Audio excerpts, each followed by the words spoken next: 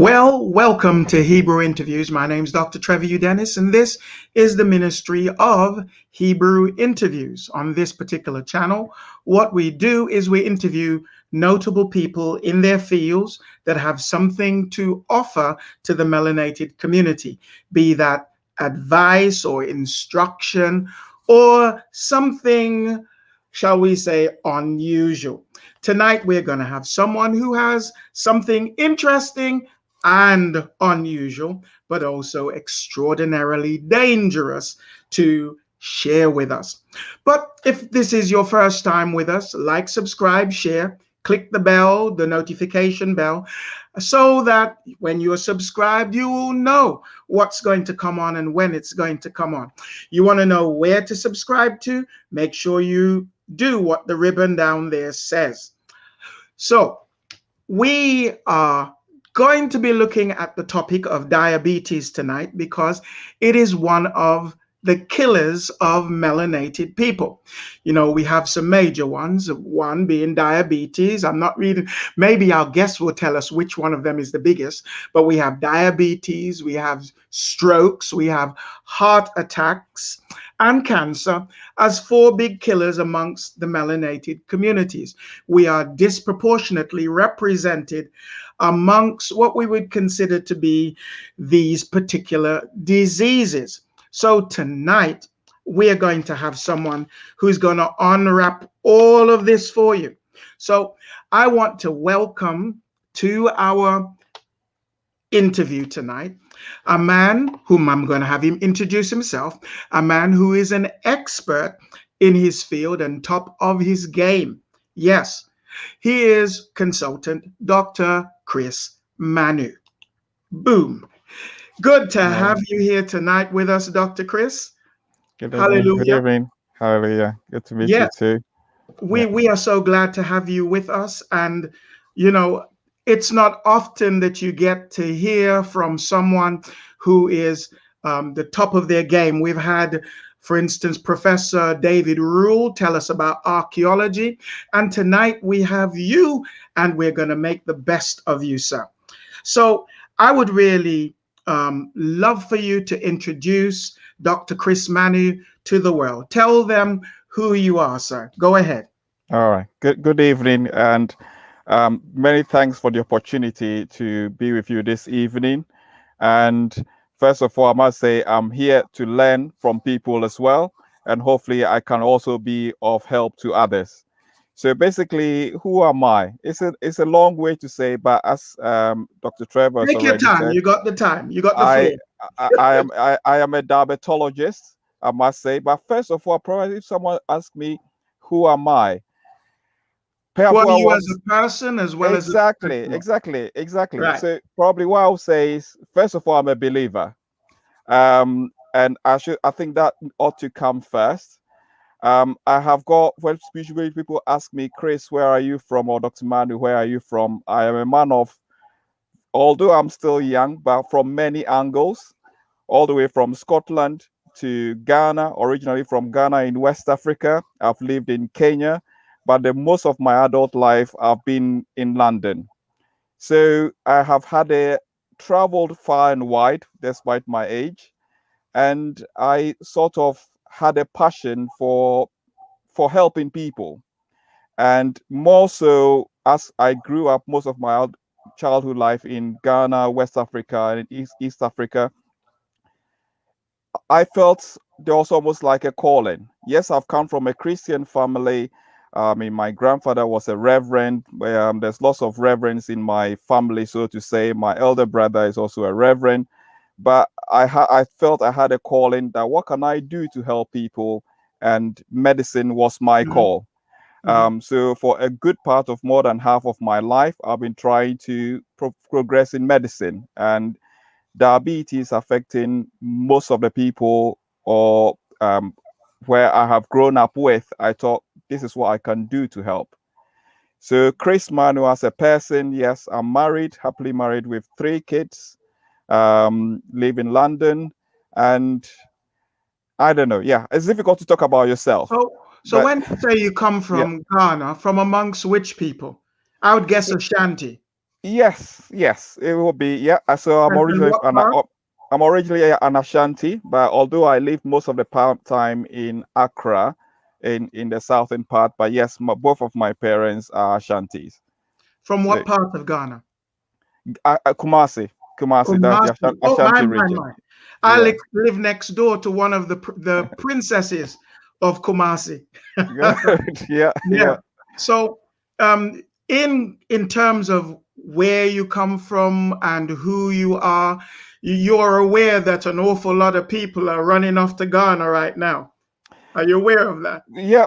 I mean, yeah, it's. I must say, yes, it's a nice place. I was privileged enough to go back about 2 years ago with the whole of my family, and most of the things that we saw, I'm sure we'll probably talk about a lot of it. But yes, Mhm. no matter where, I think home is home, and yeah. So yeah, maybe we'll talk about it as we go along. But yes, I went back about 2 years ago with all my kids and my wife, How did and they find it?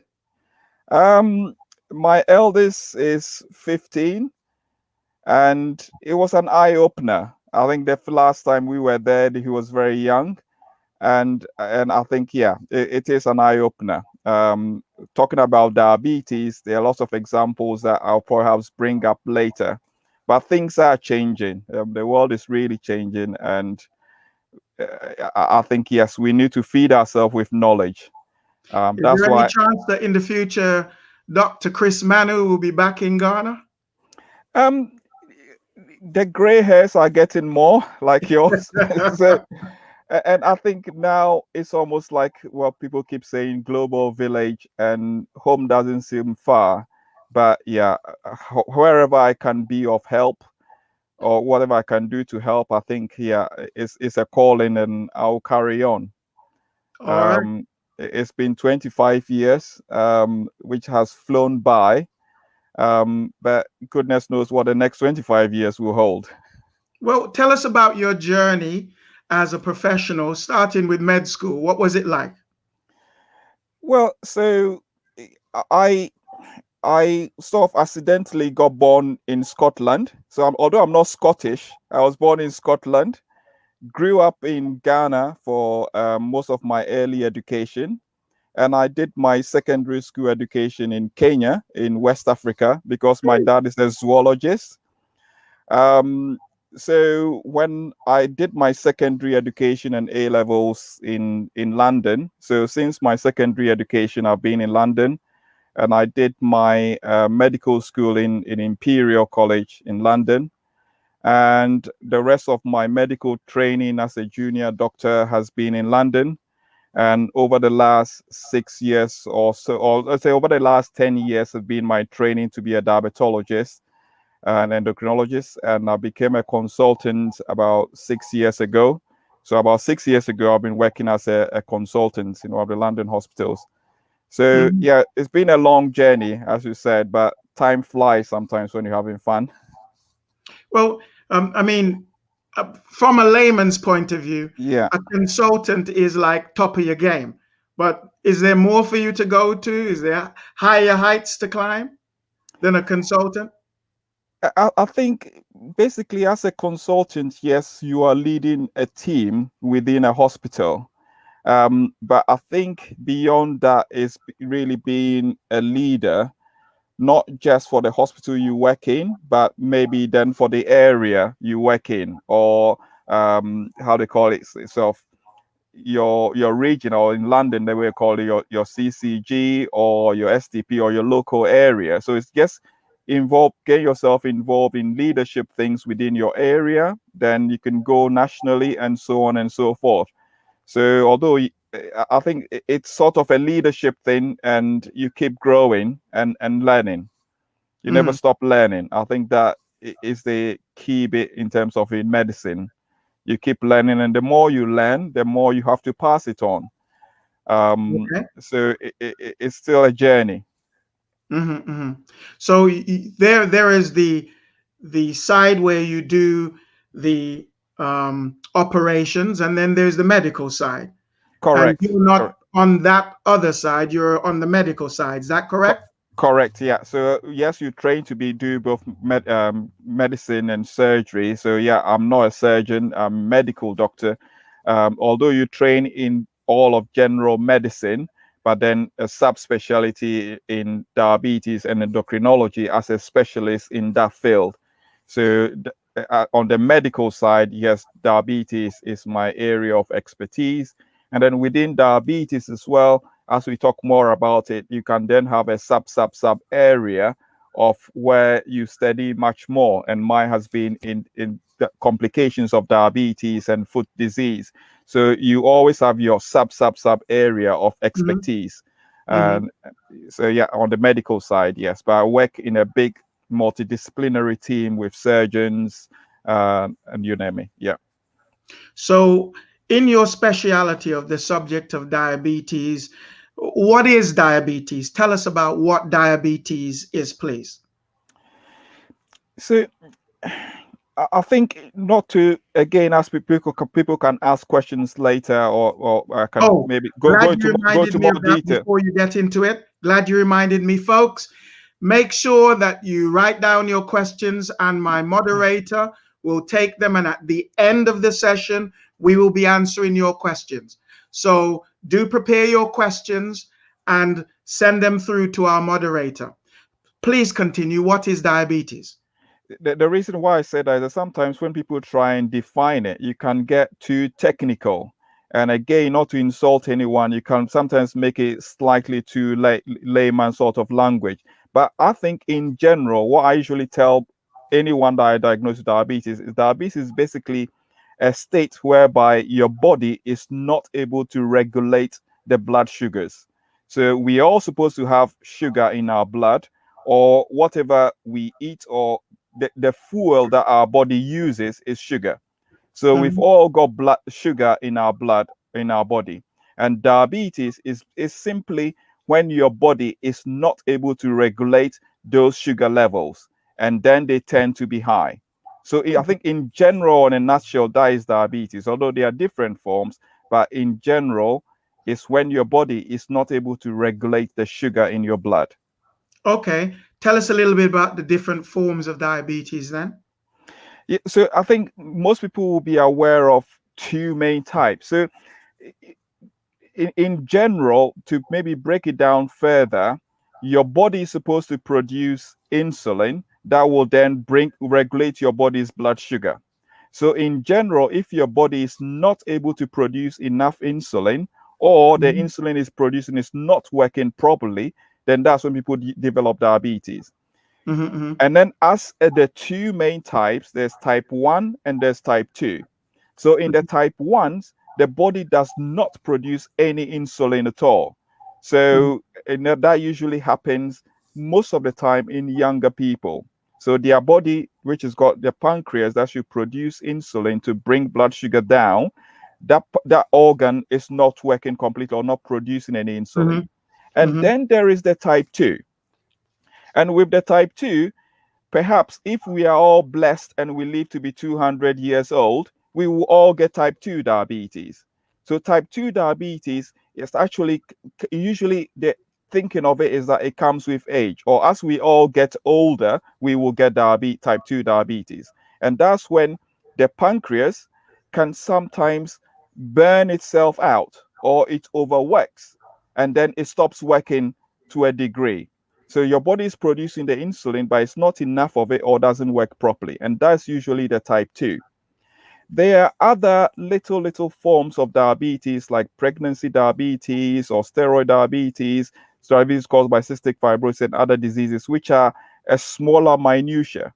But if you take the whole of the population with diabetes, about 10% will be the type 1. And the rest of the 90%, 9 out of 10 people, will be the type 2 diabetes. So usually when people talk about diabetes, it all gets mingled up. But in general, those are the 2 or the 3 main subgroups of the diabetes. So you have the type 1, which is you don't produce any insulin. Type 2, where you produce some insulin, and then gradually it gets worse, is what you're saying. Yeah. Then perhaps there is that one with pregnancy and some other subsets. Is that about Subsets right? as a third sort of basket that you can put them in with some other subgroups. And again, we can talk about that group perhaps in more detail. But yeah, so the main ones are the type 1 and the type 2, as you've just said. Yeah. Okay, so why is diabetes such an important subject for melanated people? I'll probably say diabetes has become topical or very important, not just as even for melanated people, so to say, but the mainstay is every 1 in every 10 deaths. So 1 in every 10 deaths is caused by diabetes. So that's why diabetes in general, it's such a problem. The other aspect, if I put it, is that it's more of a silent killer and the damages that it causes. That's why again diabetes is killing the mortality caused, or the mortality caused by diabetes is higher and higher. Diabetes is much higher in melanated people, or so to say as well. So again, I think that's why it compounds to it.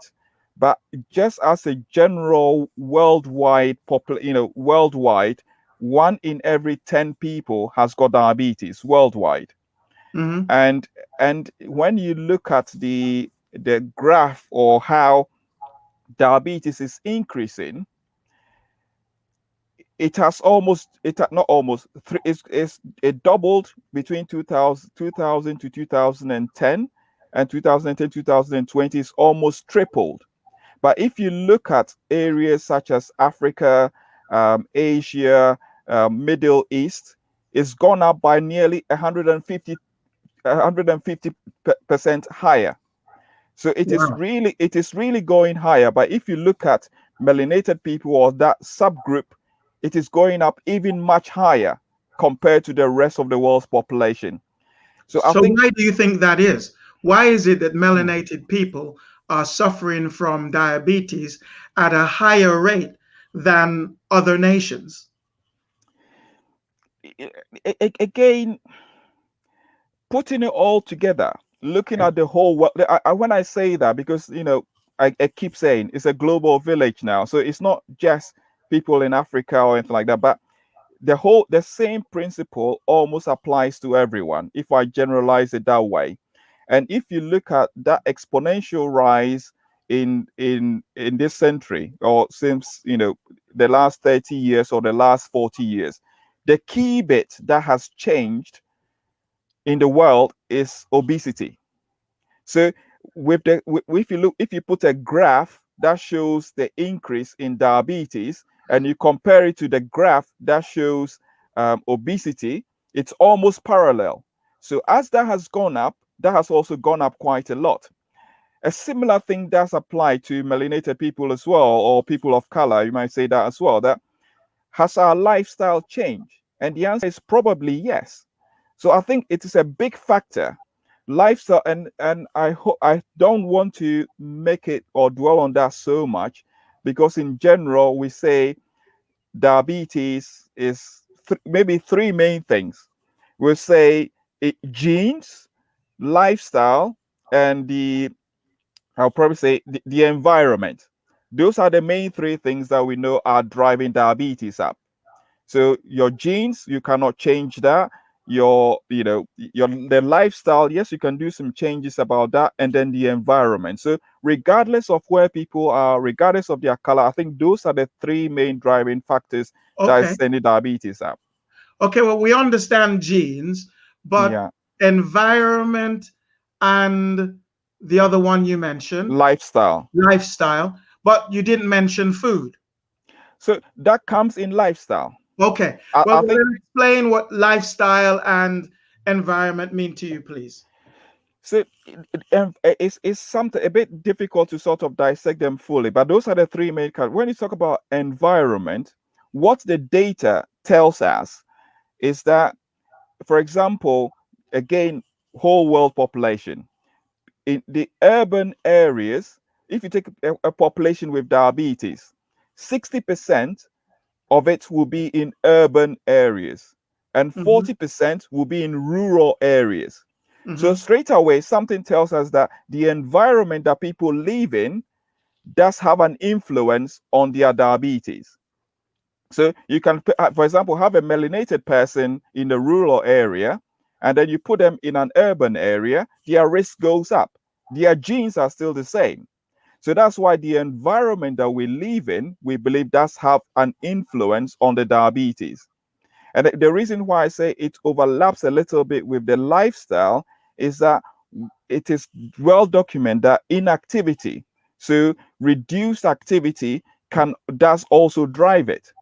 So again, melanated person or any people in general have been in a more urban area, less reduced activity. If you got the genetic imprint already of what I may call insulin resistant, then your risk of having diabetes goes up even much higher.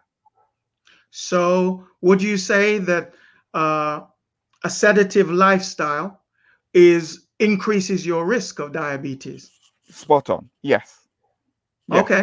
So if you have someone who is used to being active, burning sugar, all that, and then you put them in an environment whereby, okay, we are not doing that much anymore, it definitely is one of the risk factors as well. That causes more people to have diabetes. That's why, again, it comes sometimes with the life, and with this particularly with type 2 diabetes. And as I say, that is the one that is most problematic. So although the genes are still there, and that can be sort of be like a prime, but the environment we live in and what we do can sometimes trigger it or accelerate it. Exactly. So in general, be it certain foods that maybe certain people of certain culture may not have been used to eating. If you talk about evolution or talk about things in that way, we are now having more processed food, which we didn't used to have before. All of those little things all come into play. And again, I said they're all flowing into, but I'm sure we can sift through it later. But those are some of the aspects that sort of come in. So summarize once more. Why is diabetes important as a topic for people in general, for melanated people? I think it's important because of its high mortality rate, the complications that it causes, and I think we need to talk more about it because of its exponential increase. So that may not be a good summary, but I think I would like talking about it at every opportunity that I get because in general, it's a silent killer. And that's why I think it's important that we talk about it. And the word tells the people suffer because of lack of knowledge, and we need to spread that knowledge. But I think the reason why it's important is it's a dangerous silent killer, and I'm sure we'll talk more about it as to why it is. But it's a disease that causes high mortality and is killing people without them knowing about it.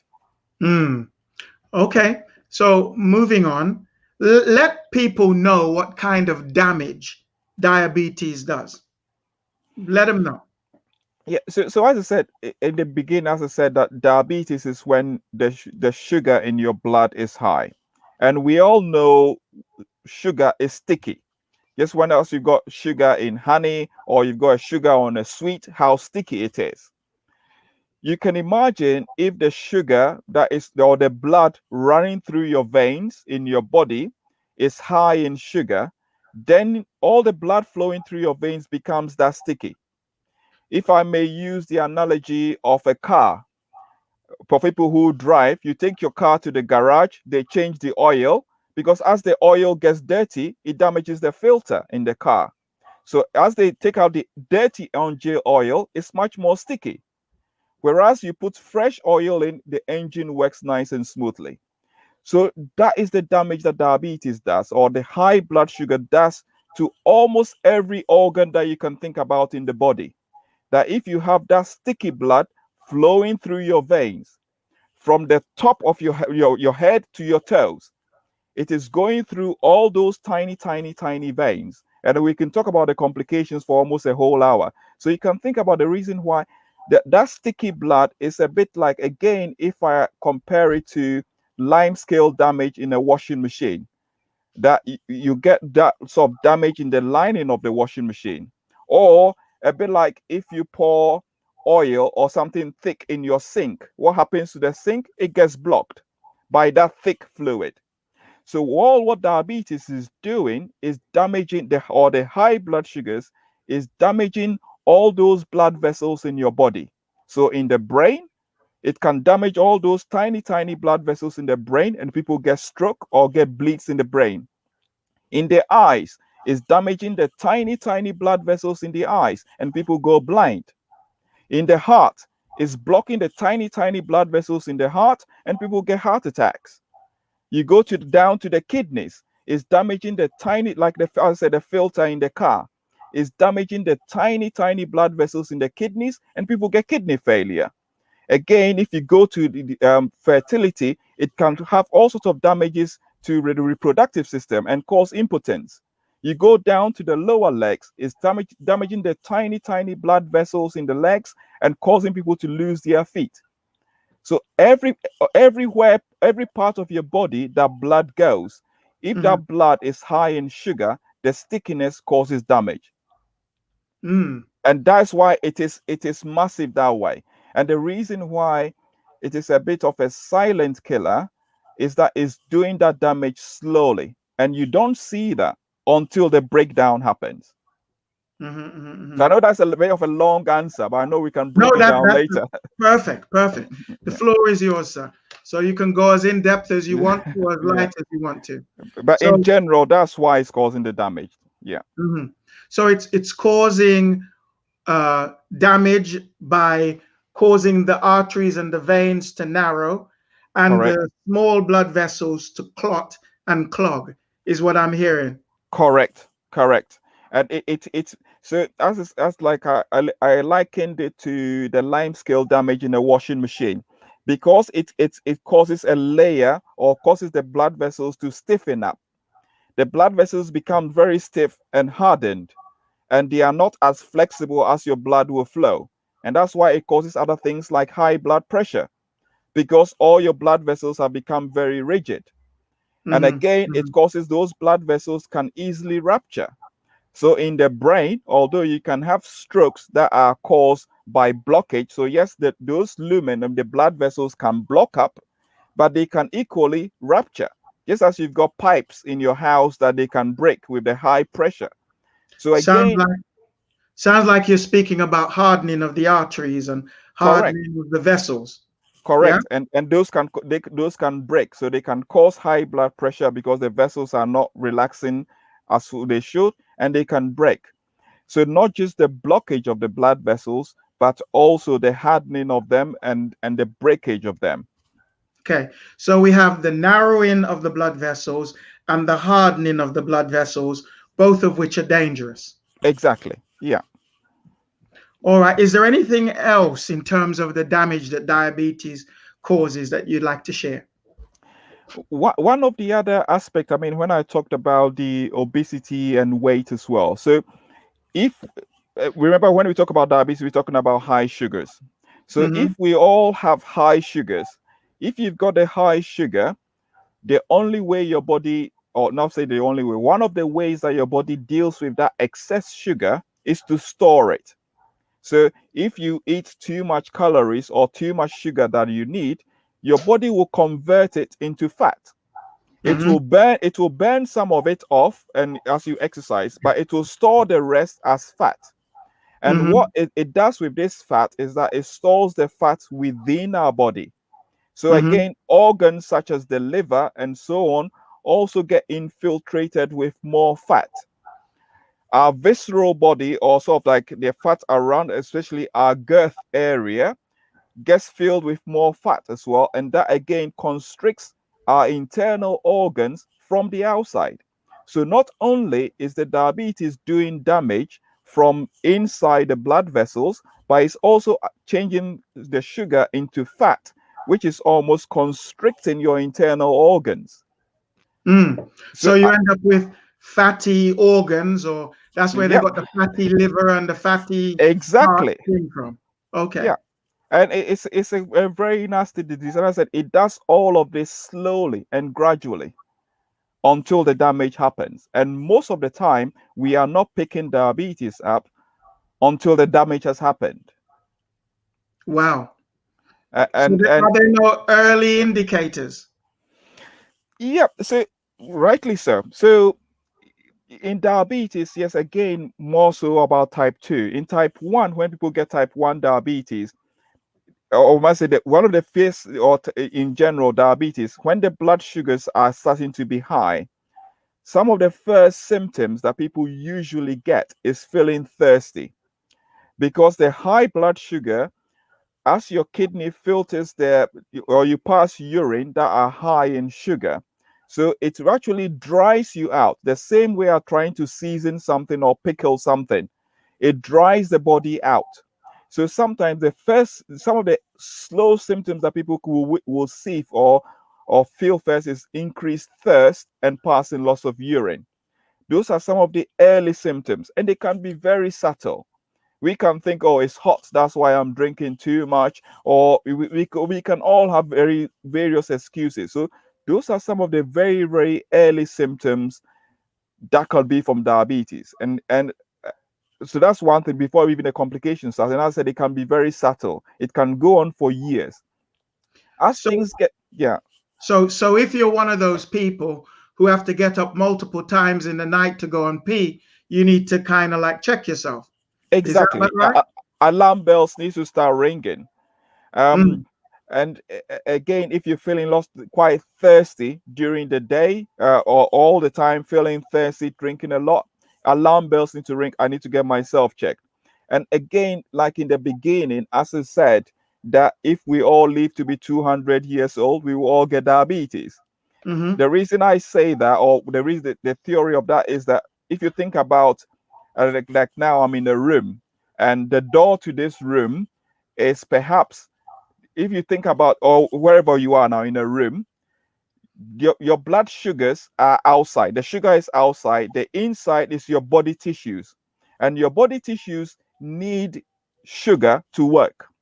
But you need insulin to open that door for sugar to get in so that you clear it from your blood. So the corridor outside, you can think of that as your blood vessel.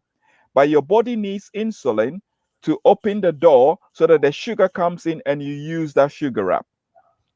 One of the main things is that, for example, as the door opens and closes, or as your body generates more, your pancreas produces insulin, it can wear out. So that's why with increasing in age, diabetes can become more prevalent. Or as people, their pancreas goes into exhaustion, or they have diet or food that cause their body to overwork the pancreas, it breaks down sooner. So what I'm alluding to is that as our age goes, as we all age, our risk of getting diabetes goes up. So if you are passing urine and feeling thirsty, the older you get, again, it becomes even much more important to get yourself checked.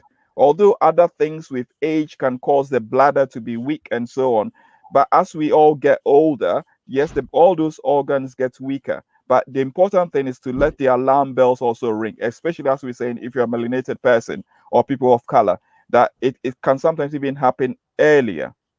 mm-hmm, mm-hmm, mm-hmm.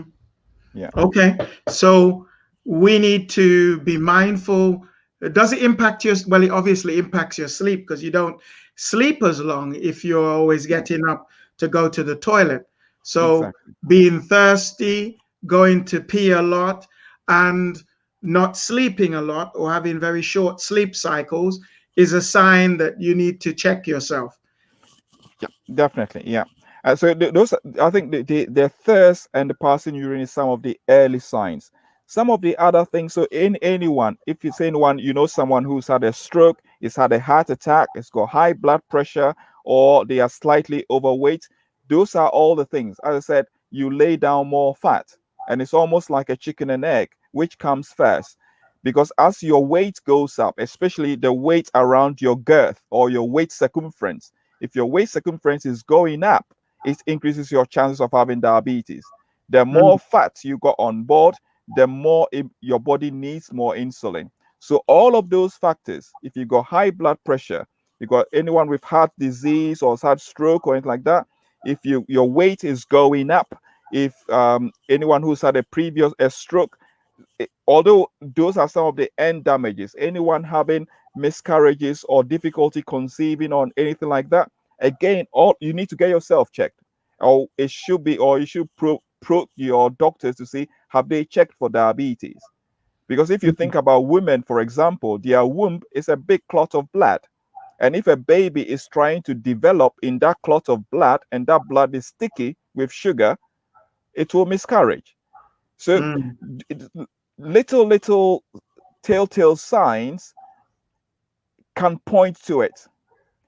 I speak of me being a believer and being a man of color, and I go to church, and sometimes what I'll say to people who believe is, yes, we all know, I don't want to start preaching now, but we all know that, yes, by his stripes we are healed.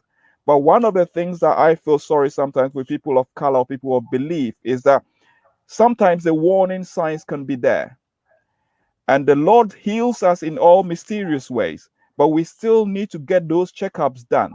And I've seen so many of our brethren that they have been having the symptoms, but it sort of, rather than seeking attention for it, yes, we pray about it and we believe we are healed. And there are lots of false ministries out there that, but what I beg the brethren or people of color is, get yourself checked. Is what I'll say.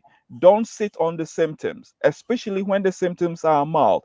The earlier it is picked up, diabetes can be treated. We've got people in their 80s and 90s who've had diabetes for 60 years without any complications. So it is not all doom and gloom. When picked up early, diabetes can be, you can live a completely normal life and do anything you want to do despite having diabetes. The important thing is to get yourself checked up early, diagnose it early. It can be well managed to avoid all of those complications. But in melinated people, I can personally say there is a lot of delayed diagnosis, be it out of belief or be it out of spirituality or faith or whatever. There is a high tendency of delayed diagnosis. It's very, very high. So the delayed diagnosis is killing lots and lots of people. Okay, so you've given 3 key markers. You've said that fat around the girth is one issue. You've said that not only that, but we need to look at, you want to say the other 2 things, please? So I think that you are summarizing it better than me. I should have come with pretenders, but yes, weight or fat around the girth, the blood symptoms, pressure. There's our group blood pressure in one group. So I'll say weight. So weight circumference, the polyuria and polydipsia, or feeling thirsty and drinking lots of water. And the other thing, the third group I will say, if I summarize that, is the complications. So the blood pressure, the stroke, the heart attack, miscarriages, and all of those things are possible complications. So I think I'll probably put them in those 3 groups. Okay. Those early symptoms of thirst, passing urine and feeling thirsty, the weight, and then the other group of possible complications of diabetes are those things that I think we need to be wary about to pinpoint as this, could this be diabetes here? Okay. Is there any way that we could avoid that damage that we're talking about? The answer, as I say, yes. The answer is yes. Early diagnosis is the first thing. So if we diagnose it early, yes, it can be treated. We can talk about the drugs and things like that later. So early diagnosis is the prevention, is the key bit. Prevention, yeah. Yeah. So early diagnosis, we've already got it already, isn't it? But in terms of the prevention, yes, again, there are lots of studies that shows that. So there are lots of researches, if you talk to your GPs, that there's lots of what we call diabetes prevention programs. And again, to go back a bit, not to get too technical about it, as I described diabetes, about the blood being sticky, not to go too scientific, one simple way of looking at that, the stickiness of the blood if someone has got diabetes, one they call HbA1c or glycated hemoglobin. It tells you how sticky your blood is. There is a cutoff point of 6.5%. So that's how sticky the blood is. Some people report it in concentration as well. That could be between 42 and 46 millimoles per mole. But that is like a concentration. But I'll stick to the percentage because it's easier for people to remember. So the cutoff is 6.5%. If it is stickier than that, then we say you've got diabetes. So there are people, when you have their blood test done, they are what we call pre-diabetes, or they are between 6 and 6.5. So they haven't fully got the stickiness for diabetes, but they are pre-diabetes. So now the government and everywhere is trying to pick up people who are in the pre-diabetes to try and stop them from developing the full diabetes. So that's where the prevention, when we also be having a good lifestyle, healthy diet, exercise, and weight loss, and all of those things. But again, still on the type 2 diabetes, where it is preventable, is knowing that you are in that pre-diabetes phase. And then there are medication, exercise, and things like that that you can do to stop you from getting the full diabetes. But again, it all evolves from getting yourself checked early. And if you haven't reached that threshold, to see what you can do at the pre-diabetes phase to stop you from going over to the full diabetes. Okay, so someone did not get picked up or for whatever reason developed full-blown diabetes. Now, as far as generally controlling diabetes medically, is there some form of a progression that people go through from a spectrum of diabetes? Exactly. Yeah. As I said, in general, even when people have got optimal control. So when someone has got diabetes, all what we try and do with the medication and lifestyle is to try and reduce the stickiness of the blood. So likewise, you can have someone where the control is not as good as the other and so on.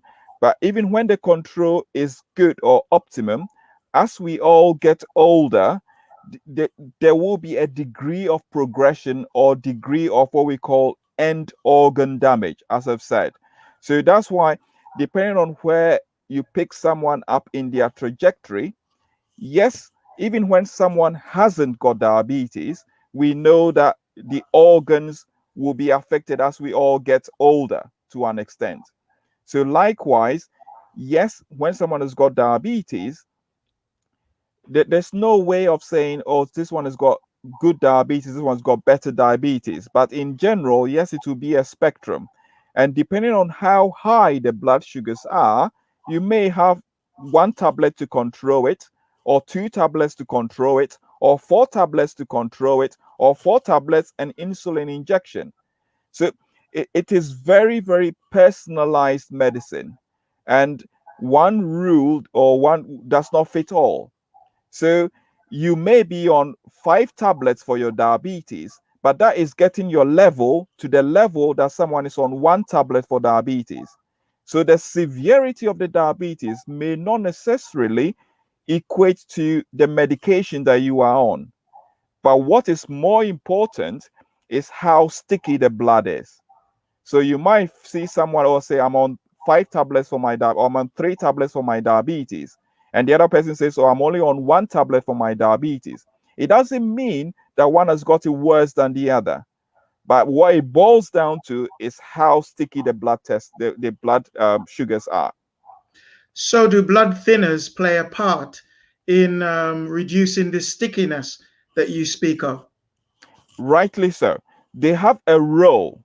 The reason I say that is that, again, it's good that you brought this up as well. So when we talk about the other complications, straight away you can think of, yes, there are other things that makes the blood sticky. So things like cholesterol. So if your blood sugars are high, that is making your blood sticky.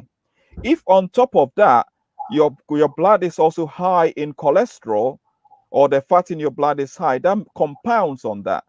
So that's why when people have got diabetes, we check all of those other aspects. That in some people, yes, they need to be on aspirin to make the blood flow much more smoothly.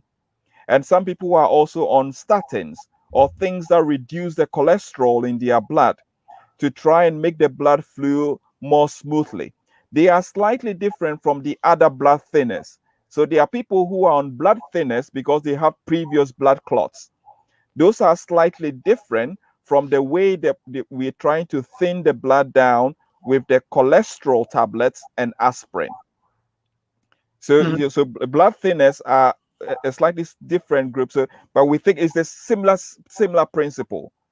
But the main ones for the diabetes is aspirin and the statins to reduce the cholesterol. Okay, because my doctor would say that the three markers that she tends to watch, she watches for the cholesterol, she watches for the blood pressure, and she watches for the level of the sugars. Perfect. Exactly. That is the key stay to try and avoid the complications. Okay, fantastic. So what medications, by and large, or generally speaking, are the medications that tend not to work so well with melanated people?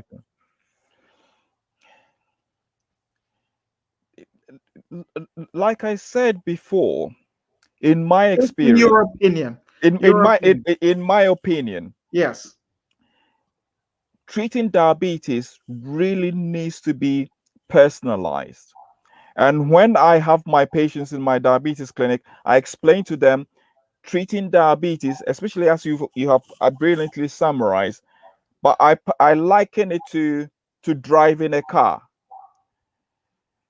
And to drive a car on a road, you have to constantly almost steer yourself to be in the lane. And it doesn't really matter, as I said before, whether you are using one tablet or two tablets or insulin to try and keep the blood sugars in target. That is what the key is. In my personal experience, what I have found that doesn't work is when people are not compliant. There is almost nothing set in stone to say that this drug doesn't work in this group of people per se, as a broad umbrella. But the key bit is compliance and working with your physician or your doctor to give that medication a good go.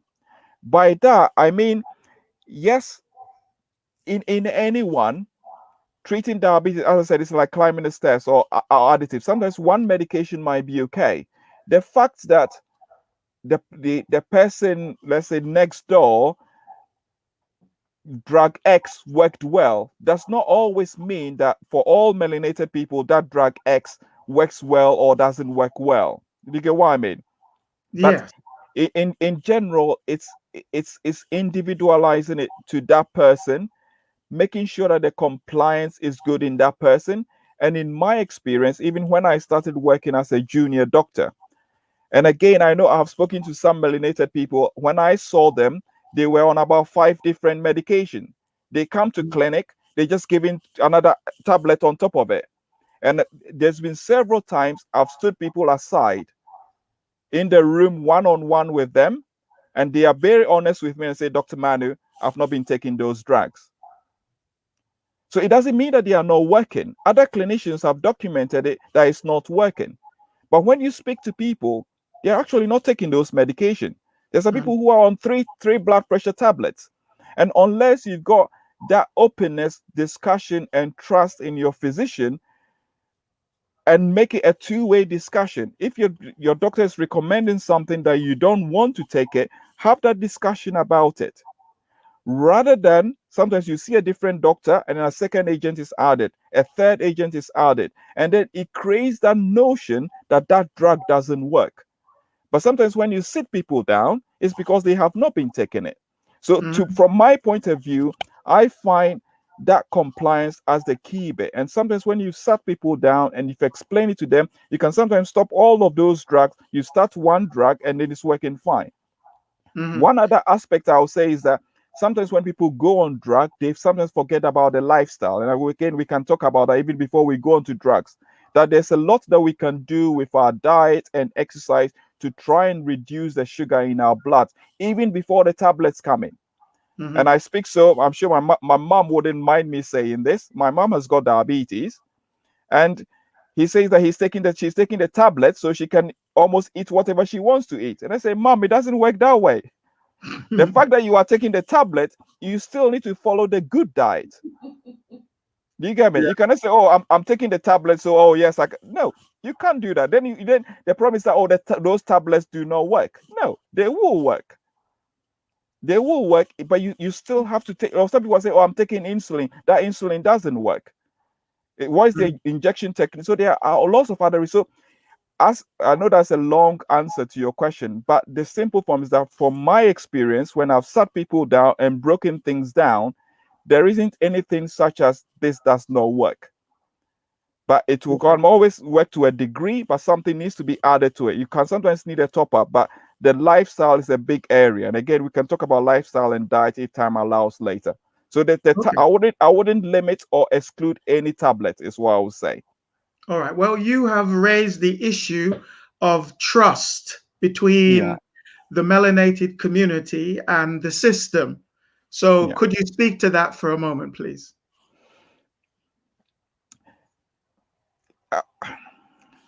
There are issues, there are clear issues of trust between melanated people and the system, believing that those who are taking care of them actually have their best interests at heart.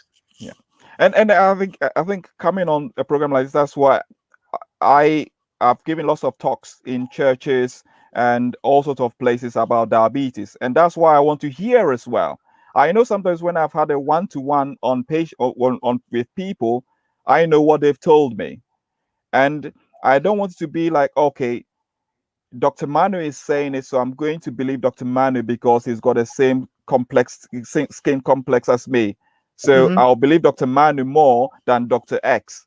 And I try to sometimes demystify that to say it's, and again, when I come from, or I try and generalize it, that I know that many people of color do have faith or belief. And I do have belief. And like I giving the example of my mom. Then you say, "Oh, in my Ghanaian name is Adu," and it's just ringing bells in my Adu. I've gone to church. This pastor has prayed for me, so I've stopped taking this. And I almost like screaming down to her on the phone, "You cannot stop those tablets, ma'am," I tell her. So we have faith, and I think sometimes what I tell people is that the Lord heals us in so many mysterious ways. It doesn't matter how He brings your healing, whether it is through Him telling you to rub mud on your eyes and your vision will come back, or to bathe in that river and you get your healing. It doesn't matter how the Lord chooses to heal you or who is bringing the healing. And I think that's where there is sometimes a little bit of mistrust that yes, people might believe things coming from me much more than when they think it's coming from someone else. And I hope I'll be able to sort of break that myth rather, but I think we just need to engage and seek the knowledge. It's a reality that melanated people do not feel as though they're represented in the system and therefore have a mistrust of the system. Yeah. It is. But as I said, again, I think I've said this already, that the good book tells us that my people suffer due to lack of knowledge. Yes. And I think the main thing that we need to have is the knowledge, or seek the knowledge. And the knowledge is out there. And I think it's what you are doing is brilliant. I would say is that to have such platforms to spread that knowledge. So let me see if I can interpret what you're saying for our listeners. So go and study up on the subject for yourself so that you're able to question your clinicians and ask them about treatments that you might have become aware of during your research. Would that be a right way of, or a way of putting it? So we should ask questions, intelligent questions. I think, for example, if I step back, I took my car to MOT recently. I cannot go and study the whole mechanics of a car to try and be at the same level of knowledge as my mechanic, isn't it? We can't do that because that is his profession. If he tells me that that carburetor or that thing in my car needs changing, I have to have a certain level of trust. I cannot go to school and learn engineering, mechanical engineering, and come to that level and have that level of discussion with that person. So we always have to know that the person that we are talking to and have that trust that, okay, that is their profession, and have that trust there that I believe that they are telling me the right thing. But there are some basic knowledges that you need to know. I have personally had several, again, consultations, and I wouldn't like to call it the color of my skin or whatever. That I've spoken to other people and they still question it, regardless of their color. So it works both ways as well. That I try and shy away from us using that because yes, I've had similar experiences with both people of color and people without color as well, so to say. But what I think it needs to say is that there has to be a level of trust regardless. But the key bit is that to have at least a certain basic knowledge that, okay, this worries me. I am worried or concerned about it, and I want to ask more information. Sometimes asking more information is not coming with an encyclopedia and open it in front of your clinician and questioning them or letting them know that you have done more research. It sometimes actually defeats the purpose of trust. If someone comes to my clinic with a pile of sheets with sticker notes all on there, straight away it breaks that trust. It breaks that trust straight away, isn't it? So you have to ask questions, but just to know that it's a two-way process. You can ask for information from that expert, but the answer to your question is yes, but I hope I've said yes in a different way. So people need to respect clinicians as subject matter experts, but clinicians don't mind being held accountable or being asked for information in general. Yeah, and exactly. Yeah, I said it's when but I you have do to trust your clinician. Exactly. And in my little world that I follow, I believe that every encounter that I have must be, how should I put it? That perhaps if the good book that we follow, yes, in the olden days, you will have an angel in front of you, people will hear this and all sorts of things. But the Lord talks to us in all sorts of mysterious way. He will not come to you in a white gown and always give you that message. The message can come in all forms, all form of, it can parcel that knowledge to you in all forms. Yes, we've got a good book to give us certain knowledge, but the other knowledge that he's passing on to us can come in all forms. You can see it on a poster. You can pass it on a leaflet. You can have that knowledge on a platforms like this that he impacts that knowledge. So it's not a vessel that gives you the knowledge, but you knowing that you are seeking that knowledge and hope for that he will guide you to the right knowledge. Okay. And I think, sorry, please finish. Yeah.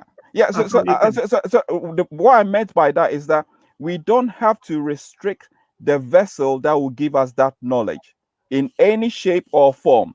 Whether you want to sit in the library and read textbooks and get all that knowledge, or you go to that consultation praying to your high being that when I go to this consultation, please speak through that person and minister unto me through that person. That person doesn't have to be a man of God to pass through that information to you. All right. But so if you are a man of faith, which I know most people of color are people of faith, go to that consultation. But your mission is that the good Lord will speak through that vessel unto you. And that's my way of life, that whoever I meet, you don't know whether that person is blue, green, yellow, indigo, violet, whatever. The good Lord can give you that message through that person. Yeah. So in terms of seeking knowledge, that's my take on it. that it doesn't, don't restrict yourself to where it's coming from, but let's hope that you are guided to it. Okay. Well, one of the things that I need to say for the clinicians who might be out there is this, that amongst melanated people, there is an issue, and the issue is based on the fact that our foreparents were extraordinarily submissive and accepted anything and everything told them by authority figures. And so our generation, this generation and the generations that come after, are not as trusting as they were. So that is something that clinicians need to understand, is that they have to put our generation at ease before we'll ever believe or accept anything in general. And if you don't agree with that and you're out there, folks, please drop a note to Dr. Manu in support of his point of view, and or say something, ask a question. We accept that. Hallelujah. Hallelujah. Trevor, what to say to that? What you just said brought my mind to one thing. If again, I don't have slides here, but as I said to you, I went back to Ghana about 2 years ago, and again, thinking about lifestyles over the next 10 years, diabetes in Africa is likely to go up by 150% more. In Europe, it will go up by 15%. It's expected to go up by 15%. In Africa, it's going to go up by 150%. So I think the issue is global. When I went back to Ghana, I would say, I took my kids. I wanted to take them out to get them something to eat. I thought going to the traditional bar, we call them chop bars, to try and eat some traditional food. No, they didn't want that. They wanted to go and have pizza, chips, and all sorts. That's what they wanted to have. Exactly. That's what they wanted. The fast food. So, and guilty as accused, we took them to one of these places.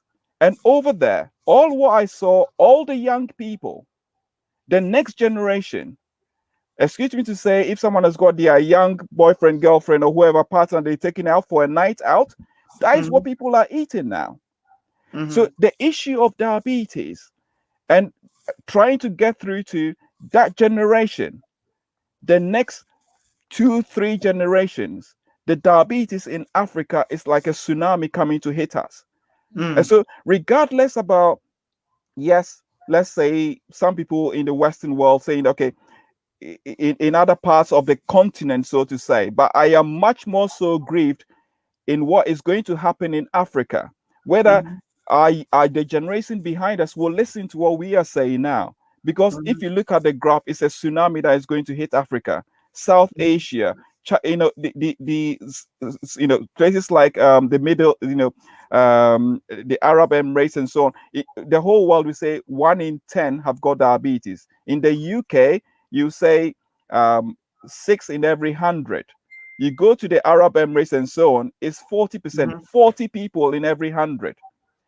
Africa is heading the same way. Well, you've mentioned diet a number of times, as well as things like fatty liver and so forth. So tell us, what kind of diet can minimize the impact of diabetes on our lives? And again, it's right timing. So like I said from the beginning, I think this has got an important part of melanated people, also to say, if I may say it that way. So like I said at the beginning, most things that we eat, our body will change it to sugar. And like we said at the beginning, that we know that in diabetes, the body is struggling to control the sugar level. So if I take a spoonful of sugar, what will happen to my blood sugars? It will shoot up, right up, isn't it? Exactly, it will spike up because I'm just taking raw sugar straight into my mouth. Even whilst it's in my gums, my body absorbs it, it goes up. Traditionally, or generation wise, or if we go to evolution or where we've all come from and so on, we know that yes, how we used to eat food is nowhere near what we have it now. Again, I go back to 2 years ago when I went back home, well, 20-30 years ago when I was back home.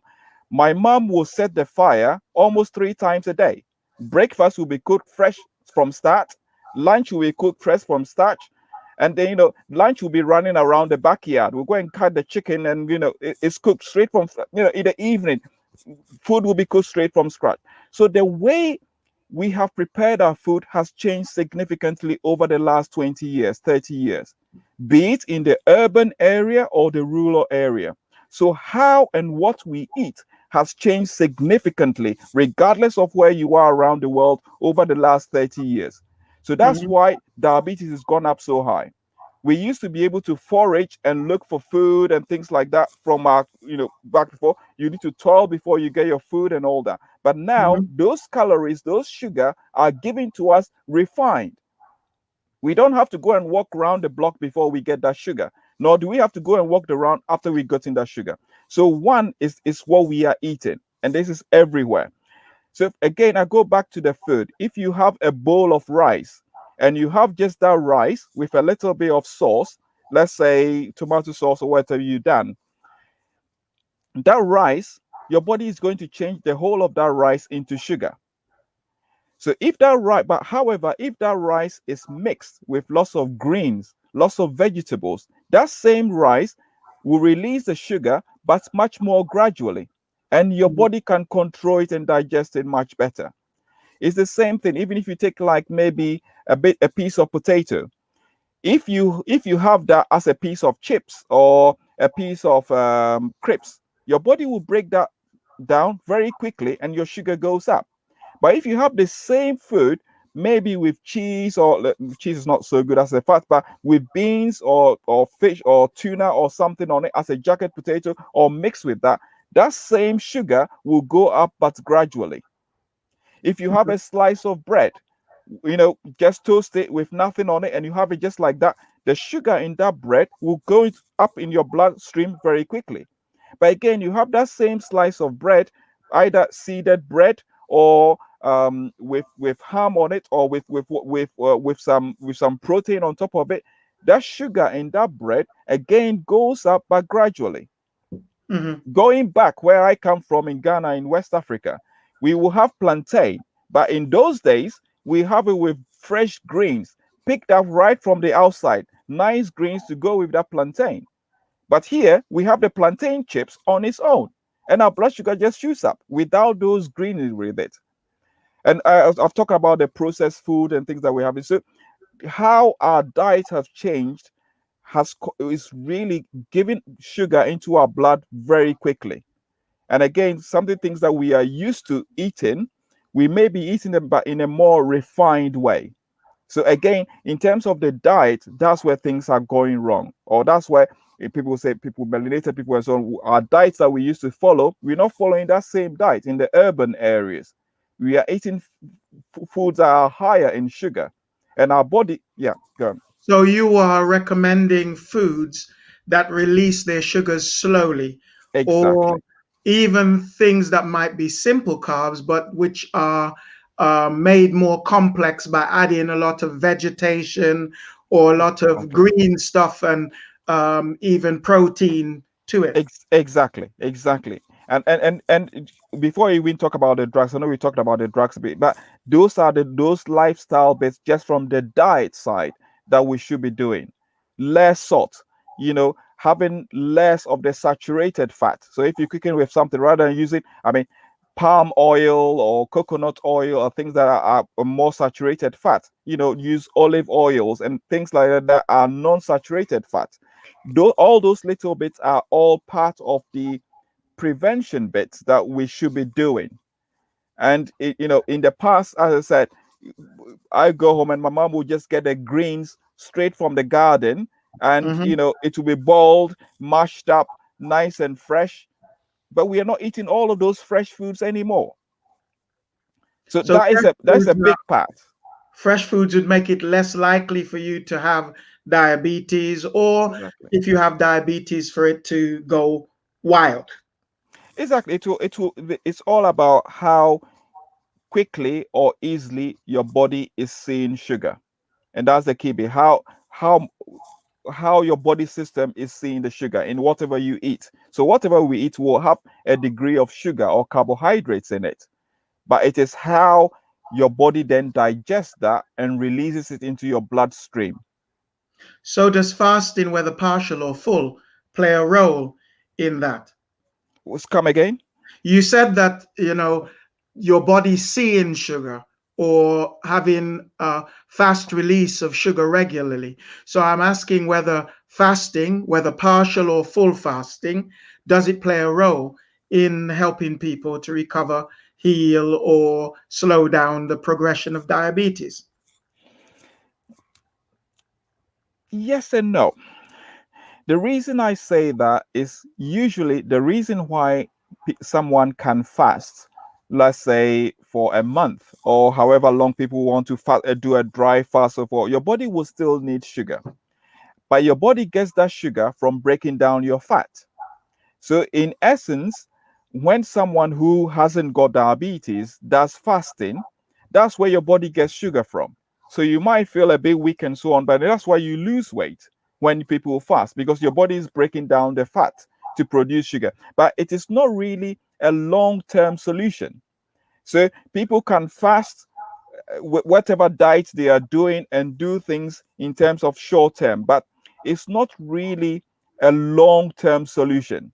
People can have diets whereby they do also think, fast for these days. There are lots of studies looking at all of those things, but as a general answer, I would say it's not necessarily a long-term solution, nor something that I would say that there are good studies that I say that, okay, fasting these intervals will make diabetes better. Actually, sometimes in people who have got diabetes or diabetes that are very advanced, their body needs to see sugar, and if they break down fats, they can become quite sicker.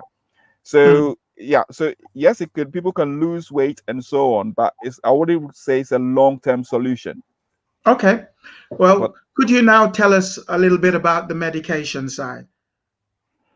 The medications that people generally take for diabetes. Yeah. Pros and cons, if possible. Yeah. So as I said, regardless of the medications, always continue the lifestyle, exercise, and so on has to go alongside it. In general, the medications work in about, let's say, three or four ways.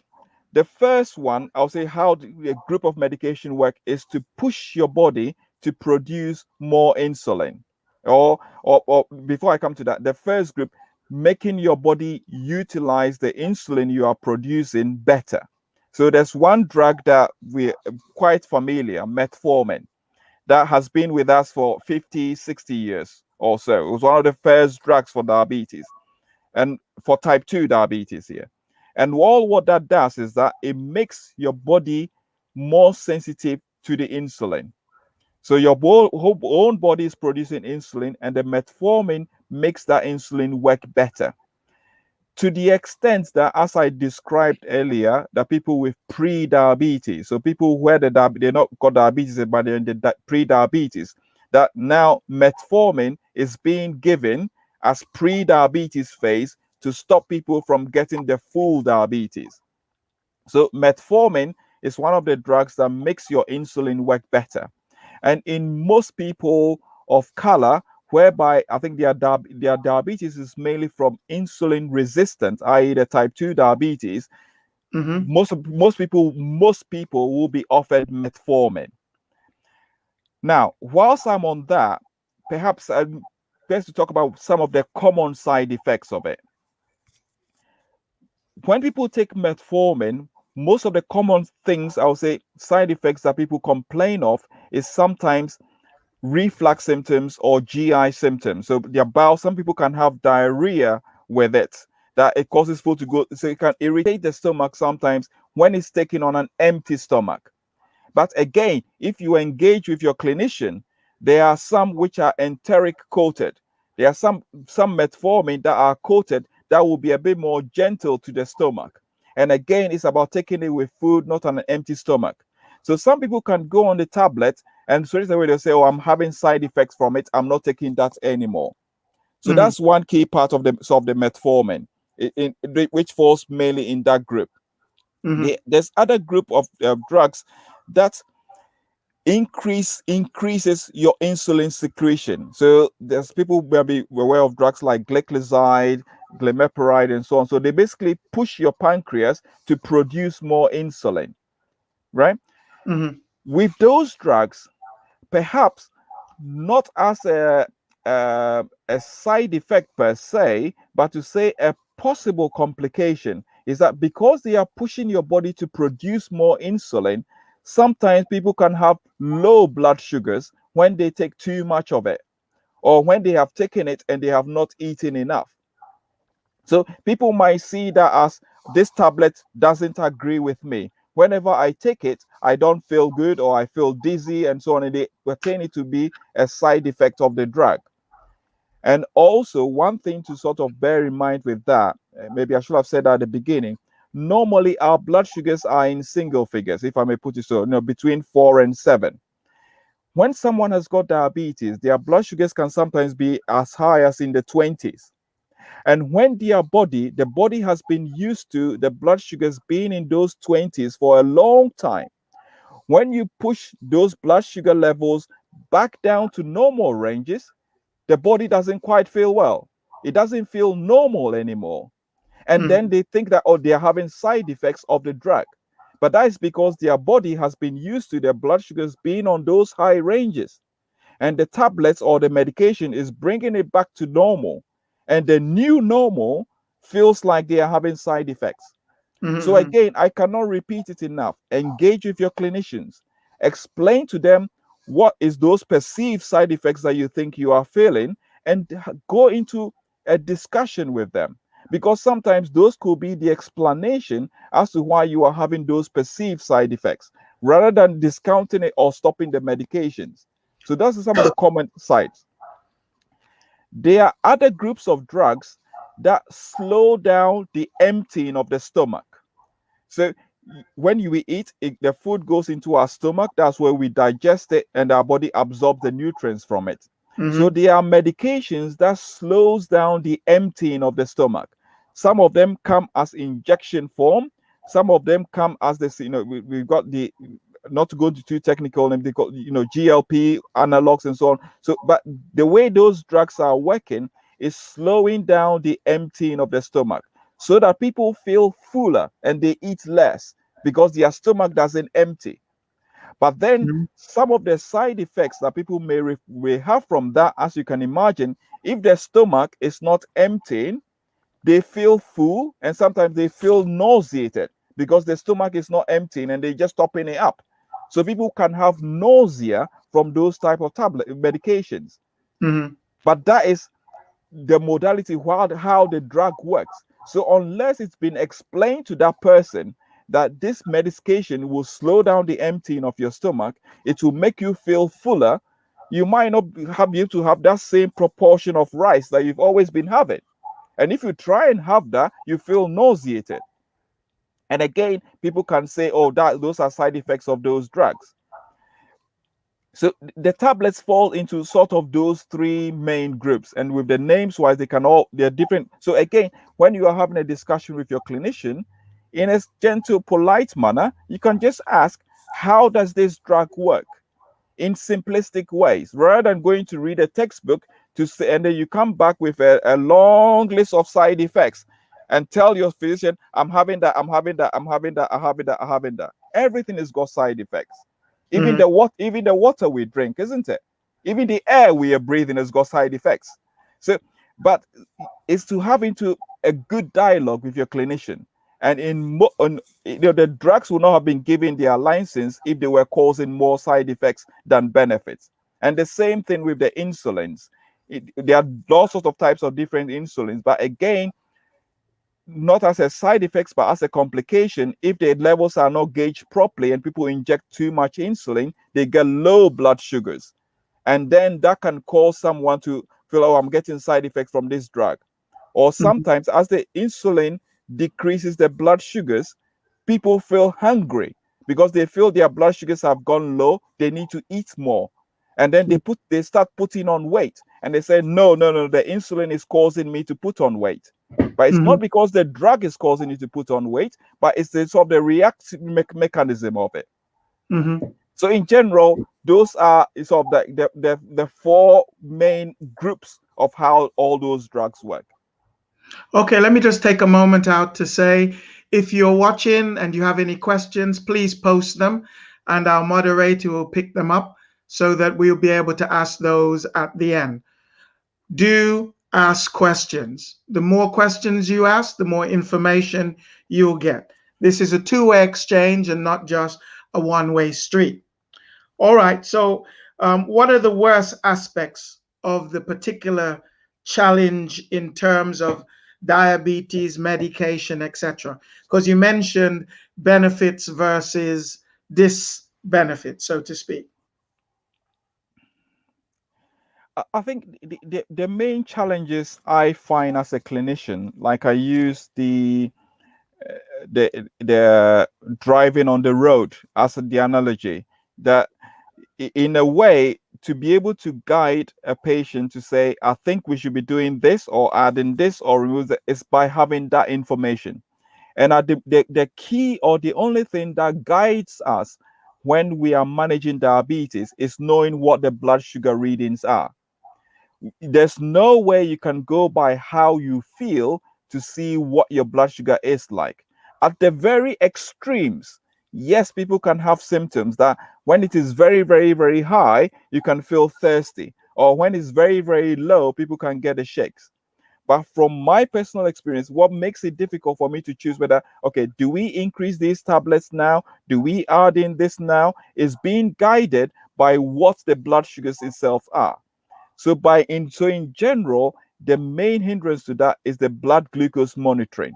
And if you are monitoring your blood sugars regularly, then by and large, you'll be able to work out to find a medium or which drugs are working and which ones are not working.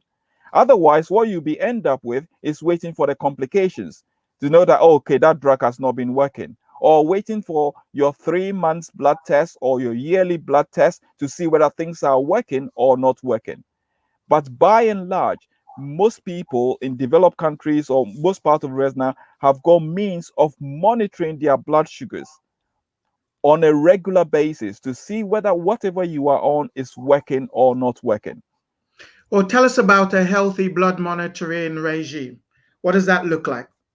So again, depending on the medications that you are on, your clinician can guide you to it. So but in general, when people are on tablets, testing your blood sugar at least once a day in the morning, if you're on just on a single tablet, as a first morning fasting blood sugar, will be a good target, because in general, you will have been asleep for a good 8 hours or 12 hours overnight if you are lucky. And your early morning fasting blood sugar really gives an indication of what your blood sugars have been at for half of the day. That's when you are asleep. So an early morning blood sugar is a very good indicator of how your overall blood sugar levels or metabolism is working. And then during the daytime, doing your blood sugars, yes, you can do it before main meals. So if you are when you eat, your blood sugars will go up and then they will come back down. So if you do your blood sugars before your main meals, it can give you a good idea where you are starting off. If you want to be particular, the next time you can check it will be before your next meal. So if you are eating 3 times a day, that will be pre-breakfast, pre-lunch, and pre-evening meal. That will tell you whether, yes, your blood sugars have gone up, but did they come back down to the single figures? And as I say, as a general, if you use between 4 and 7, that tells you that your medication or the diet and everything that you are following must be working, because your blood sugar comes back down to the lane, isn't it? Like we said, we're driving, you back into target.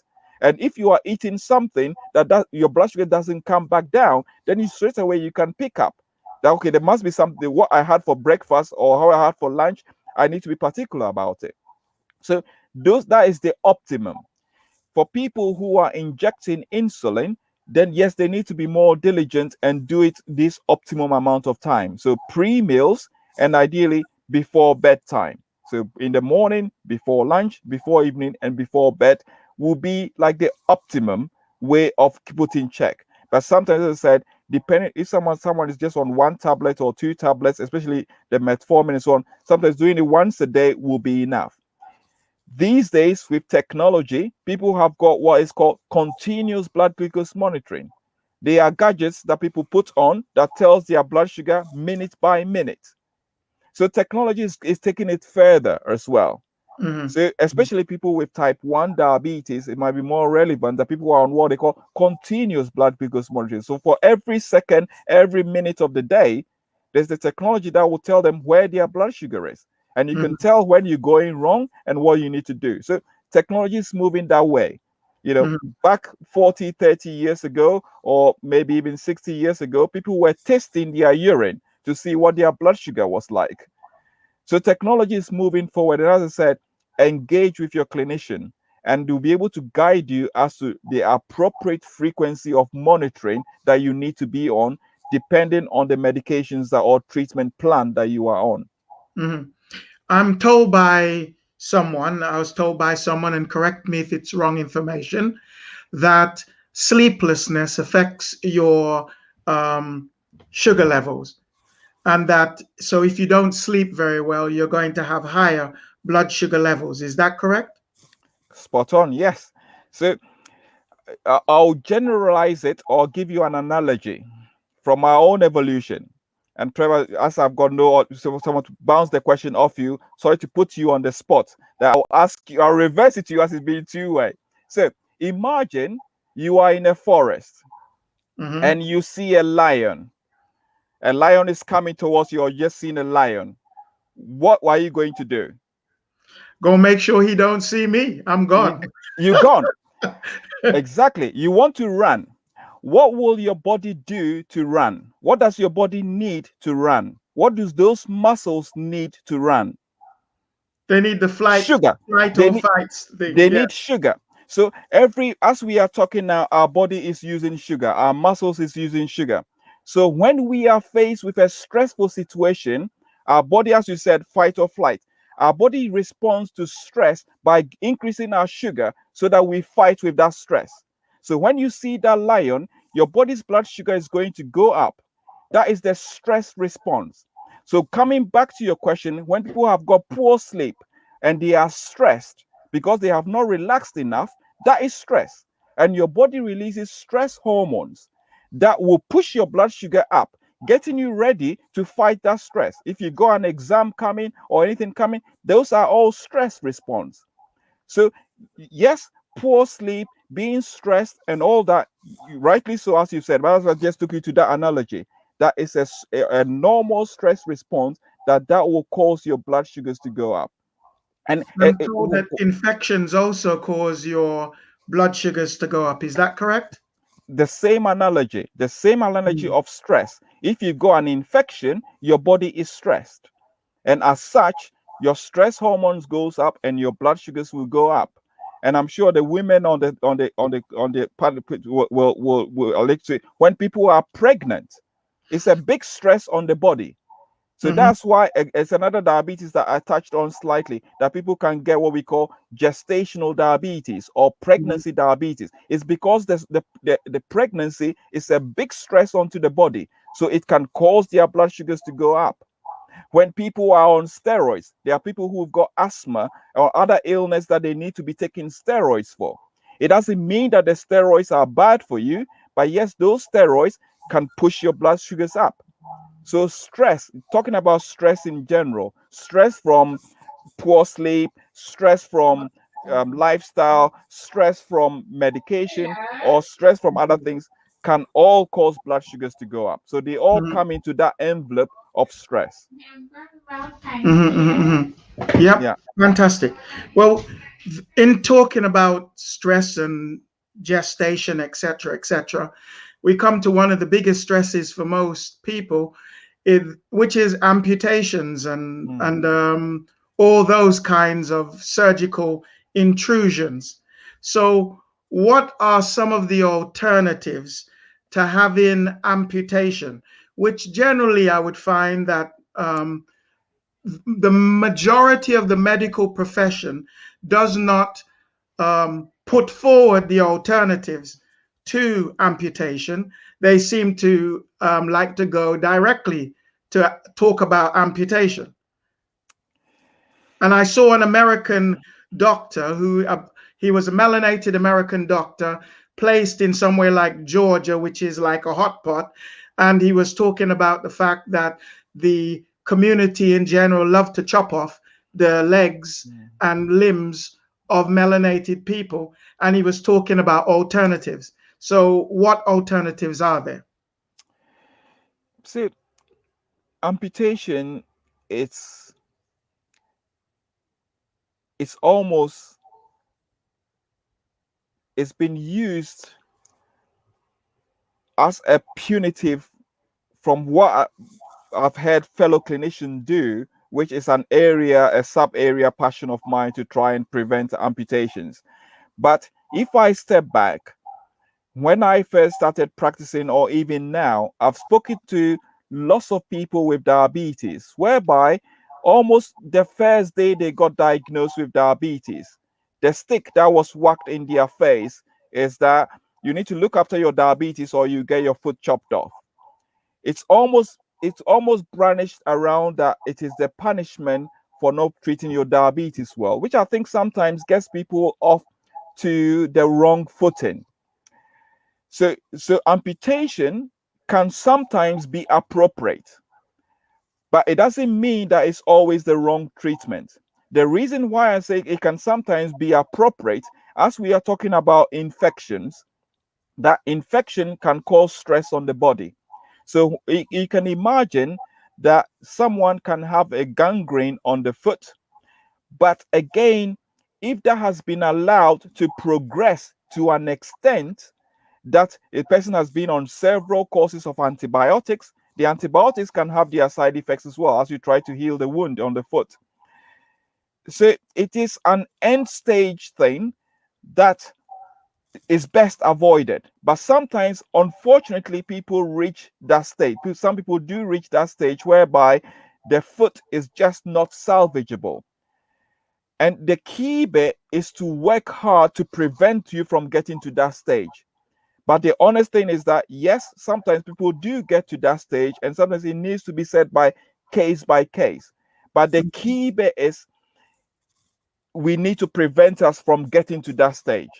But unfortunately, sometimes people do get to that stage, and sometimes it looks like it's the only solution. Sometimes others see it as a means to an end, and sometimes it takes both the clinician and the patient to try and treat foot complications together, about the patient being compliant with the medications, about the treatment that is being done. So it's a difficult question to answer. And I say that with a heavy heart, because I know some people are having their foot chopped off when they could have had other options. Yes. But and the other options are not presented to them, and sometimes are not even available. Because, for instance, in Cuba, gangrene, foot gangrene is treatable. They have a way of treating it that means you don't have to get your foot chopped off. And unless it's not really severe, they can save it. So that was something that I realized very, very quickly, was that information is not necessarily presented all of the time. Yeah. The key bit about the foot is three things. It's got the bones, it's got the soft tissue, and the blood flow are the three main things that you need in the foot. So you can have a toe whereby it has gotten so infected that all the bones in that toe have all melted away. So when you talk about gangrene is when the toe has, the bones in there has melted away, the soft tissue around that bone has all melted away, and there's no blood supply to that area. So it is a very wide term, but it's as I said, what was it? It's a big spectrum that is very difficult to say where someone is without knowing the full picture. Yes. And sometimes you can have gangrene that there's no point of return, but you can have early stages whereby you can lose part of the foot and save the rest of the leg. But in general, when we say gangrene, it means the foot has, or the tissue has rotten away. And if the tissue has rotten away, unfortunately, we don't grow it back. But sometimes people can have limited surgery and lose part of their foot, and not, rather than losing the whole of the foot. So again, it is about asking questions, but in a productive way. Because but if I had my wish, prevention is the best way. Let's stop people from getting there, because once you lose those tissues, you cannot grow them back. Okie dokie. Well, that's it. Do you have any general advice you would give specifically to melanated sufferers of diabetes? I would say let's talk more. Let's engage. Let's engage with your clinicians, and let's try. I think the word is engage. If I could summarize it in a nutshell, yes, as you pointed out, there might have been some historical aspects that stops us from perhaps engaging or trusting. But I think the key bit is let's engage. There is still a lot that we can do with our lifestyle modification and changes in our diet that we can do. But in general, let's engage with care. Try and generate a good rapport with your clinicians. If you are not happy with what your clinician is offering, try and get a second opinion. But in general term, let us not bury our head in the sand. Diabetes is a silent killer. Don't deceive yourself that your diabetes has been cured or is being healed. It is a silent killer. Engage with it. Go for your checkups. Follow your treatment plan, and engage is what I will say. Don't sit back, because it's your body, and those complications will happen. So the only thing I will say is engage with your care. It's your body, and the more you are engaged, the more information, seek for the knowledge and engage. Is all I'll say. All right. So some of our audience today might be concerned about something you said or didn't say. So what general advice or recommendations beyond what you've made would you like to share? General advice or recommendations? I will say, if there is anything, speak to your private practitioner.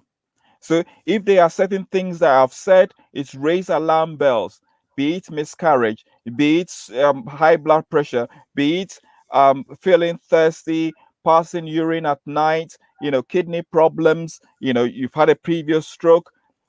If something has raised alarm bells and you've not been checked for diabetes, speak to your doctor.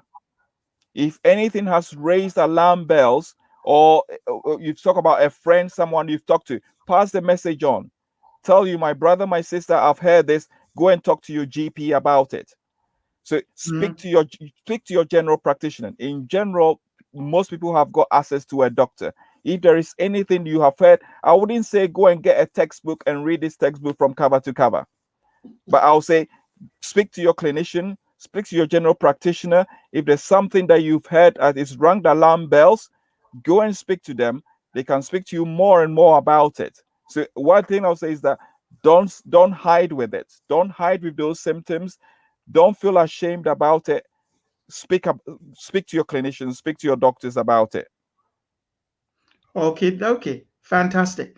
So I've enjoyed talking to you, Dr. Manu, and I really want to thank you for being on here with us today and educating our community. Is there anything else you want to share with those watching? Anything else at all? If there are any questions, I'm happy to answer it. If people ask questions later and you want to have me back, you know where I am, Dr. Trevor. Look for me, and I'm happy to come back anytime to answer questions. And yeah, we're going to have some questions. I've seen a couple of questions there, but what I'd like to ask you in terms of our audience today. There are people, of course, and I recommend that if you give anything, it's an email address, right? And you're quite within your rights to say that if anyone wants to contact you, they can do so through me, and I can forward it to you. So there are people out there who'd like to connect with you, perhaps, or ask you a question in social media land. So if there are people like that, is there any way that they can contact you? Unfortunately, I may look young, but I'm unfortunately one of those dinosaurs that has not got so much engaged in social media.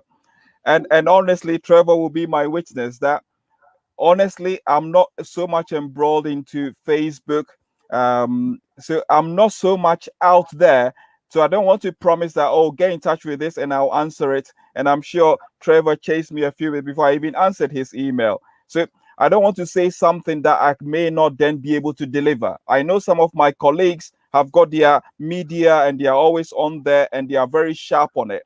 But that is one of my downfall. I work for the NHS and I do not have any private service or anything like that. And I must say, most of my time is consumed by working for the NHS. So even although I've got Twitter and all these things, I must say I hardly find the time, as Trevor, as you would know, that to go onto it and be as proactive. But hopefully, maybe as I get more gray hair and I spend more time on these next, I'll be able to answer more. So I will say, try and contact your doctor rather. I'm not so hot on those technical bits in terms of, I'll say, post this, I'll reply back. Some I know some of my colleagues, you say something and then they respond on Twitter, YouTube. Sounds like Dr. Vaz. I say no names, but so in all fairness, if there are any questions and they come through you, I'm happy to come back. But unfortunately, I'm still a bit of a dinosaur and a bit of an old-fashioned person that I'm not so much attuned or quick to responding on media. But as I said, I'll be more than happy to come back anytime. But if you've got anything urgent, please speak to your clinician. But by and large, most doctors have gone into doctor's field because they've got some empathy. Hidden within that person, there will be some empathy in that person of willingness to help. So try and get through to your clinicians and get a one-to-one with them, is what I'll say. Yeah, your doctor. So the answer is, if you want to get in contact concerning this particular issue, go to your doctor, your own personal GP. And beyond that, they can always refer you to specialists. All right, well, here comes our questions. We have 4 at the moment. So let me see if I can read them. The first is, I eat a lot of salads, which usually include green stuffed chives, cheese, and tomatoes. What salad dressing do you recommend? Because I love ranch and other creamy dressings, which probably are not good. Well, there's a bit of self-admission there. Exactly. And in essence, I would say, as I said, things like olive oil and so on are better in terms of for salad dressings and so on. They are better. And again, not to be quoted, Dr. Manu said this, moderation is what I say. So yes, we know certain things are not so healthy for us, but in general, to the answer, what I'll say is that even cheese can sometimes be slightly high in fat, sort of some of the high fat in there. So, but the key word is moderation. It's not as though you are allergic to that cheese and any cheese that touches your lips goes to the hips or goes to the tummy. So moderation is what I'll say. So about the salad dressing, I'll say olive oil and things like that are better. And with the other cheese and creams and so on, try to use, as I said, the non-saturated one. Or even if there are any salads, just find those that are haven't got any sort of artificial sugars and things like that added to it. So ranch and cheese probably are not moderation. Moderation is what I'll say. It's just Yeah, in moderation. Okay. So here Perhaps you comes go the for next one then. 30 minutes walk for every slice of cheese you have, probably. Uh-oh, that's a lot of walking. So what are the main differences between diet control and insulin? What is more helpful to manage? I think maybe she means what is the difference between controlling through diet And and insulin. Yeah. insulin control? Yeah. So, like as we said from the beginning, diabetes is really a spectrum. And as I gave the cutoff point of the 6.5%, how sticky the blood is. So, you can have someone whereby when they got diagnosed, hypothetically, let's say they were at 7% or they were at 6.7%. The cutoff is 6.5. Yeah. And when they got diagnosed, they were at 6.7. And then by adjusting their diet, that alone was okay to bring their blood sugars into control. So although they have diabetes, is diet controlled. The diet is keeping it under control. So when the diet has brought it down, you still need to continue with diet. So that's the diabetes level. Your level was there, diet has brought it there. It's keeping it under control. Someone may also have diabetes. Their blood sugar levels are there. They take insulin, and the insulin brings it under control. So they are both the same principle. It doesn't mean that the person who is controlling it with diet is any worse than the person controlling it with insulin. The key bit is to having it under control. So, but sometimes when people say diet control diabetes, people think that is the type 2 diabetes. And sometimes as well, when people say insulin control diabetes, they think that's the type 1 diabetes. So sometimes that confusion can be made as well. But I know we've talked a lot more about type 2 diabetes. And sometimes people may perceive that as that is just a diet control diabetes. But even in people who have got type 1 diabetes, that they have to take insulin, it doesn't mean that they can have all the cakes and everything that they want. They still need to moderate their diet. So regardless of what type of diabetes you have, you still have to have an element of diet control. Regardless of whether you're managing it with diabetes, you're managing it with insulin, managing it with tablets, or managing it with diet. Okay. Well, there are lots of people who, shall we say, they lose weight by exercise and diet, and then soon as it's over and they got to their target weight, seem to forget that what they did to get there is what you need to do to stay there. Exactly. And that is that important thing that you said. That is an important thing about, I mean, you go online, there are all these diets, there are all these exercise regime. The key bit is to find something that you can sustain. There are no quick fixes for diabetes. It's the right and honest thing. When I say no quick fixes, perhaps the only it's not a quick fix per se. I know people can have bariatric surgery to lose weight, and sometimes it's a quick fix, so to say. But in general, all these diets, exercises, and so on, nothing will fix the diabetes like that. Even in people who have surgery, bariatric surgery to sometimes improve their diabetes, the diabetes is in remission. It is not cured. So when you go on those diets, when you do those exercises, find a middle ground. It must be something that you can sustain. There's no point going through a crash diet that you only do for 1 week and you go back to it. You go back to normal life. You have to, or doing a crash exercise course that you only do for 1 month or 1 week and then you go back to it. It's trying to find something that you can sustain, a diet that you can sustain, an exercise regime that you can sustain. So it's all those lifestyle changes that you can sustain over a good period of time. Okay. Is the key. So we have another question concerning food. Is it better to eat 3 wholesome meals a day or small portions more regularly? I think next time you need to get a dietitian, Trevor. Well, I'm just... no, it's a good question. So the main thing with this is one size does not fit all. As you know, it's quite a generalized question. So eating regularly rather than skip meals is known to be better. So, you know, starving yourself is not usually ideal. And as I said as well, like I said before, is doing something that you can sustain. Now, if you work in an office and you are on a desk, 6 hours or whatever, and you can have breakfast but cannot have lunch till 2 o'clock and so on. Yeah, it's not every work that perhaps you can snack all the way through. So I think in general, it's more what you can sustain as a long term.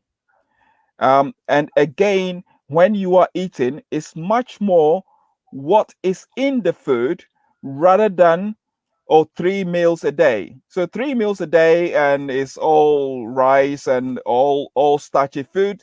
It doesn't quite answer it or tally up. So, it's important to eat regularly, but the quantity and portion sizes are equally important. If that fits. So from my experience, personal experience, I wouldn't say one is worse than the other or one is better than, but it's all what is what is the content of it. And you've made it clear that complex diets are better than simple diets. Yeah. Okay. By way of, there's one more. Does cider vinegar help in cleaning the blood vessels? Does apple cider vinegar help in cleaning the blood vessels? From my scientific knowledge, in a way, it's not as simple as me as I said, when I took my car for MOT and servicing, when they clean the oil, when they empty the oil, they put the engine cleaner, isn't it? To try and clean out the car engine. I don't think in principle there is anything like that for the human body, that I'll be able to say, oh, having X, Y, and Z will clean the system. By and large, keeping your blood sugars in normal range, keeping your cholesterol in normal range, trying to control your blood pressure. Those are the hallmarks that will stop the damage to the blood vessels. Our blood vessels are very, very complex. If you take it like a tree, you've got the trunk there, you've got the branches, and then the tiny, tiny branches. Scientifically, there's no reason why cider and all this you mentioned will clean out the whole blood system, from my scientific knowledge. Because I know some of the damage that we do to our blood vessels happens with age. Some of the damage happens with the blood sugars. And we know that by reducing the blood sugars, yes, sometimes some of those damage can be repaired. But I cannot quote any randomized control study that I can put my medical hat on to say that this randomized control study was done and cider or X cleaned out the blood supply. So do you get where I'm coming from, Trevor? Yep. It's getting your blood sugars levels down, getting your blood pressure down, getting the cholesterol levels down. That will keep your body system from deteriorating or from having those clots and of the blood vessels, rather than any quick fix, I would say. Okay. So not even chelation can do anything as far as you're concerned. Not to be quoted, I'm not an expert on that. So all right. What I know is, check your blood sugars from the diabetes point of view, blood sugars, blood pressure, cholesterol. Sometimes when things are borderline, and again, I quote my mom again. I'm sure she'll probably not listening now. She'll probably say, for me quoting her so many times. My mom used to be someone who believed so much in her. I know she wouldn't mind. Believe so much in herbal remedy. There are sorts of things that some of these herbal remedy and other things can have a degree of effect, especially when people are slightly borderline. That some of these things, yes, have some marginal effects, so to say. But in terms of scientific studies where people have got full-blown diabetes and so on, I think the possible impact is maybe negligible. But I wouldn't say I'm expert in those fields. All right, then. Well, we've come to the end of today. And before I tell everybody to like, subscribe, and share, click the bell again, I would just ask you, Dr. Manu, please could you say if there's anything else you want to share with those watching, final words. Go for it, sir. So I'll say diabetes is a silent killer. It's killing 1 in 10 people all over the world. If you might say that you are someone of color or melinated person, your chances of having diabetes is two to 6 times more than someone who is not. And it is a silent killer. And all what I'll say is it is real. It is going up. Do get yourself checked. In case you've been told that you've got diabetes, do not ignore it. Engage with it. Engage with your treatment. Engage with your physicians. And diabetes can be well managed to stop all those complications. If you haven't got diabetes or you've got checked, pass it on to your brother, your sister, your friend. Spread the word. It is a silent killer and it's killing loads of people. The next 10, 20 years is going to be a tsunami in Africa. So let's talk about it and let's spread the knowledge. That's what I'll say. Okay. Thank you once again, Dr. Chris Manu, consultant, diabetes speciality. We've appreciated having you. And so don't go away. We have to debrief. But in the meantime, I just need to close out. So, folks, for those of you who have been with us all the way through, we appreciate you, and I appreciate my moderators. Hallelujah. I want to thank you for moderating for us tonight. And also, I would like to say, if you have not been with us before, like, subscribe, share, click the bell if you want to support our work. Of course, we would like you to do so. And so you can read the ribbon down below and give it Cash App. The Cash App is Hebrew Interviews.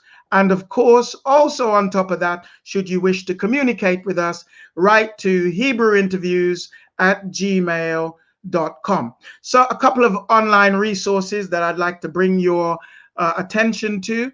Number one, there's a guy by the name of Dr. Bijroop Roy Chowdhury out of India, I believe. And he is also a guy that deals with diabetes. Look him up and find out some more on the subject. And another one is Jason Fung. Look him up as well. So there's always other resources out there that you should look at. And maybe soon we will be back with more on the subject of diabetes. So keep an eye on this channel, Hebrew Interviews. Do like, subscribe, share, and click the bell. In the meantime, we want to thank you so much for being with us, and we look forward to seeing you real soon. Shalom.